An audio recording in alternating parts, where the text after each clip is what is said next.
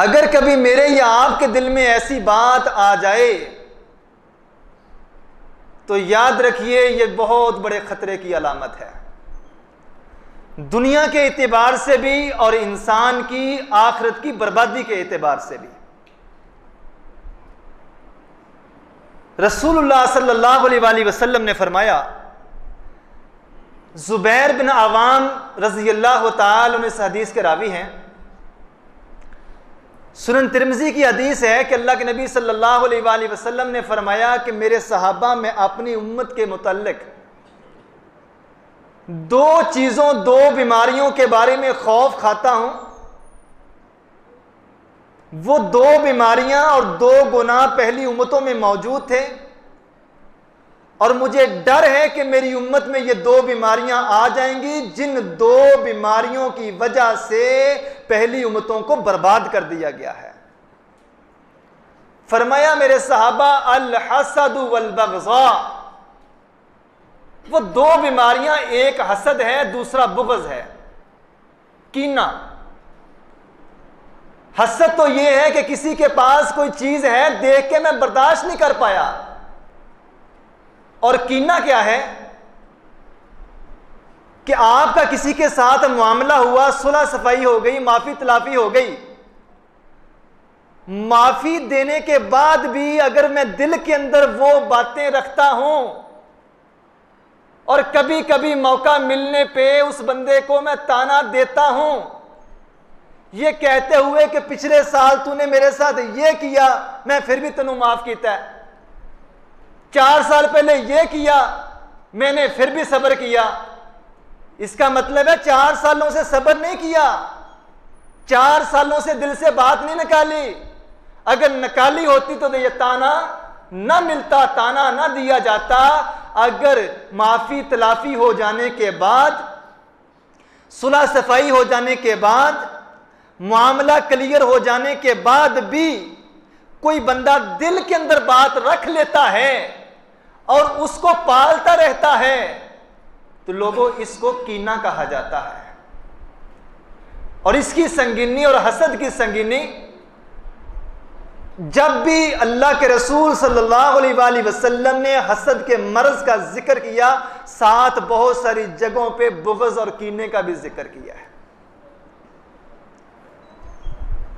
اور اس کے نقصانات کتنے ہیں؟ کینے کا شکار اکثر کون ہوتا ہے؟ عموماً یہ کینے کا شکار شوہر اور بیوی ہو جاتے ہیں۔ شوہر بیوی کی کسی بات پہ نالاں ہے، راضی ہو چکا ہے، پھر بھی تانے دینے سے باز نہیں آتا، اس کا مطلب اس نے دل میں کینہ رکھا ہوا ہے۔ بیوی اگر شوہر سے کسی بات سے نالاں اور ناراض ہے، پھر بھی موقع ملنے پہ موقع ہاتھ سے جانے نہیں دیتی، اور تانا جب تک دے نہ لے اس وقت تک صبر نہیں آتا، تو یہ بات اور یہ انداز کہ موقع ملنے پہ گزرے ہوئے کل کا تانا دینا، اسی کو کینہ کہا جاتا ہے۔ اور میرے نبی محمد الرسول اللہ صلی اللہ علیہ وآلہ وسلم نے کیا فرمایا؟ پوری دلجمی سے اور دل و دماغ کی ساری کھڑکیاں کھول کے یہ بات سنیے گا اور دل میں بٹھا لیجئے گا۔ میرے نبی نے فرمایا، مجھے اپنی امت کے متعلق دو ایسی بیماریوں کا خوف ہے، ایک کو حسد کہا جاتا ہے، دوسری کو کینہ کہا جاتا ہے۔ میرے صحابہ، یہ ایسی بیماری ہے، یہ ایسا مرض ہے، یہ ایسی نحوست ہے جو انسان کی نیکیوں کو مونڈ کے رکھ دیتی ہے۔ فرمایا میرے صحابہ، یہ بیماری اس طرح ہے، اس طرح یہ بیماری بلیڈ ہے، بلیڈ۔ لا اقولو، میں یہ نہیں کہتا کہ یہ بلیڈ یہ اس طرح تہلک الشعر، بالوں کو مونڈ کے رکھ دینے والا ہے۔ عام طور پہ بلیڈ اور اس طرح بالوں کو مونڈنے کے لیے استعمال ہوتا ہے۔ فرمایا یہ بیماری وہ بیماری نہیں ہے، وہ اس طرح نہیں ہے، وہ بلیڈ نہیں ہے جو بالوں کو مونڈنے والا ہے، وَلَٰكِن تَهْلِكُ الدِّينَ، بلکہ یہ تو وہ اس طرح ہے جو انسان کی نیکیوں کو مونڈ کے رکھ دینے والا ہے۔ وَلَٰكِن تَهْلِكُ الدِّينَ، جو انسان کے دین کو مونڈ کے رکھ دینے والا ہے۔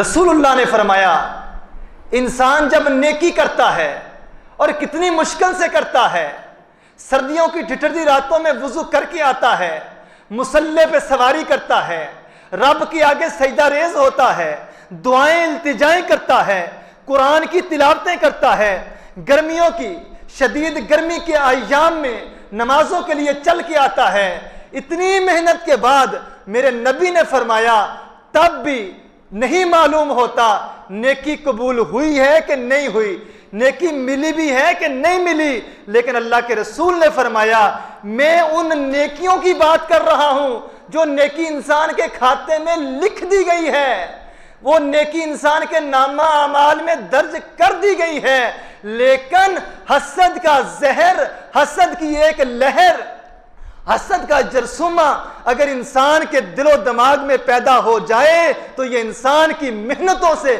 کمائی ہوئی نیکیوں کو مونڈ کے رکھ دیتا ہے، انسان کی نیکیوں کو ختم کر کے رکھ دیتا ہے۔ یہ حسد کی لہر اور حسد کا زہر اتنا زہریلا زہر ہے جو انسان کا دنیاوی اعتبار سے تو نقصان کرتا ہی کرتا ہے، سب سے بڑا نقصان یہ ہوتا ہے کہ محنت سے کمائی ہوئی نیکیاں انسان کے ہاتھ سے نکل جاتی ہیں۔ اور سوچنے کی بات تو یہ ہے کہ نیکیاں ہماری ہیں ہی کتنی، ہمارے پلے کیا ہے، نیکیوں کی تعداد آخر ہیں ہی کتنی کہ میں حسد اور کینہ کر کے، اپنے دل کو میلا کر کے، اپنے دل میں نفرت پال کے، یہ معاملہ کس کے ساتھ ہے؟ معاملہ لوگوں کے ساتھ ہے۔ نیکی کس کے ساتھ ہے؟ نیکی کا تعلق اللہ کے ساتھ ہے۔ بندے کا تعلق بندے سے برا ہے تو اللہ کو برا لگتا ہے، اللہ اس کی نیکیاں بھی اس کے منہ پہ دے مارتا ہے۔ اور میرے نبی نے فرمایا لوگو الایمان والحسد، ایمان اور حسد ایک دل کے اندر جمع نہیں ہو سکتے۔ جو بندہ ہو مومن، ہو لا الہ الا اللہ پڑھنے والا، ہو اپنے رب پہ یقین رکھنے والا، وہ کبھی بھی دوسروں سے حسد نہیں کرتا۔ اگر وہ حسد کرتا ہے تو اس کی نشانی یہ ہے کہ اس کا دل ایمان سے خالی ہے۔ سوال یہ ہے کہ جب میں یا آپ کسی سے حسد کر بیٹھتے ہیں،